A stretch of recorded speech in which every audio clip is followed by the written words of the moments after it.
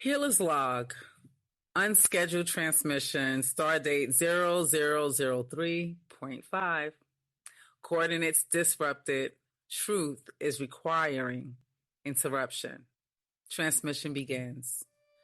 Welcome back to Innerverse Dialogues, where I practice the inner work out loud and examine how language shapes identity, power, and belonging.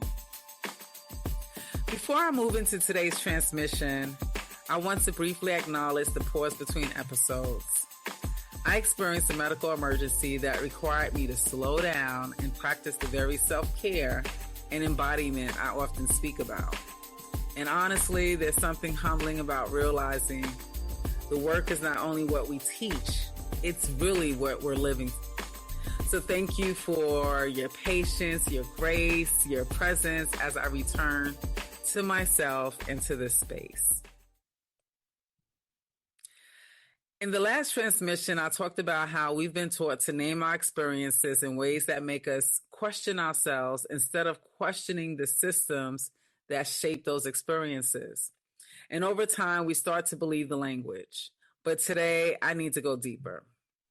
Because sometimes the issue is not only the language we inherit, it's what we do with the language once we get it.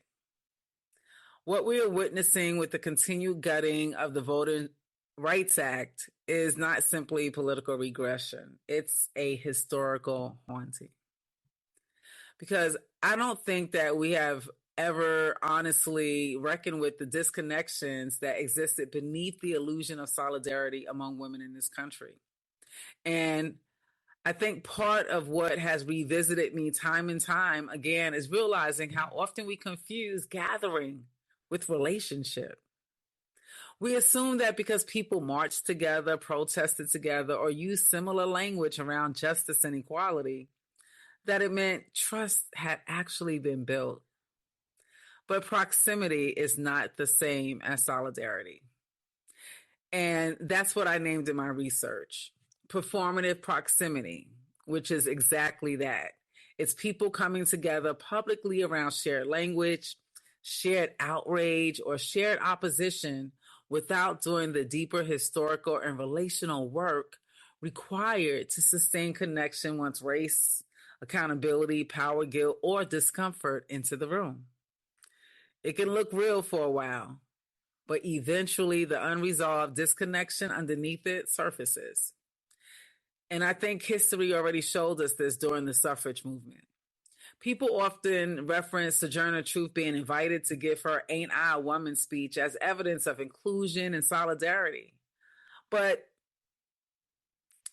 I hear something else inside that moment.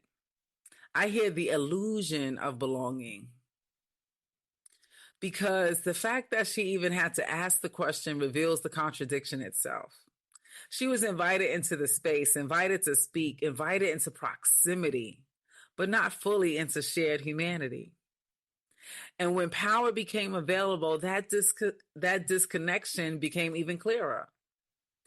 You see, when Black men were granted voting rights before white women, many white women chose proximity to whiteness and access to power over sustained solidarity with Black women. And this is not an attack. This is history. And history that is not honestly faced, it does not disappear. It lingers in relationships, in institutions, in movements, and, as we see, political outcomes across generations. I think the Women's March revealed this too. For a moment, many people believe women had unified across lines of difference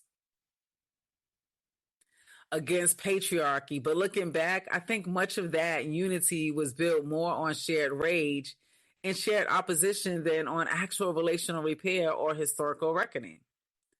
And that's not sustainable, because coming together in pain is not the same thing as building trust. I think that this is what has really haunted me the most.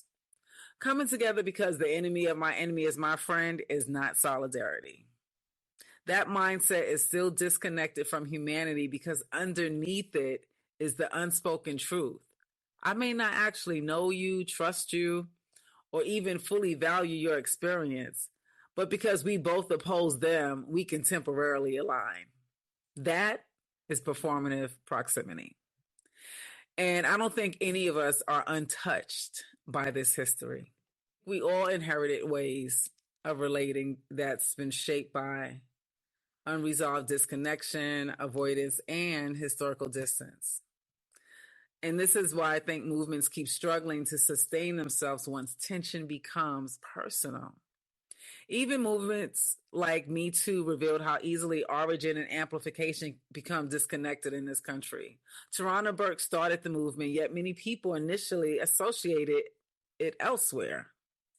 Again, the issue is not individual blame. It is recognizing patterns of visibility without deeper relational reckoning. This is where linguistic betrayal matters too.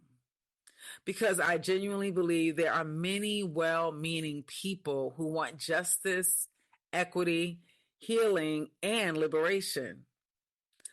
But people can learn how to speak justice before they learn how to practice it in relationship. And that disconnect has consequences because trust erodes when words and actions separate. Movements weaken when solidarity is symbolic but not relational and real.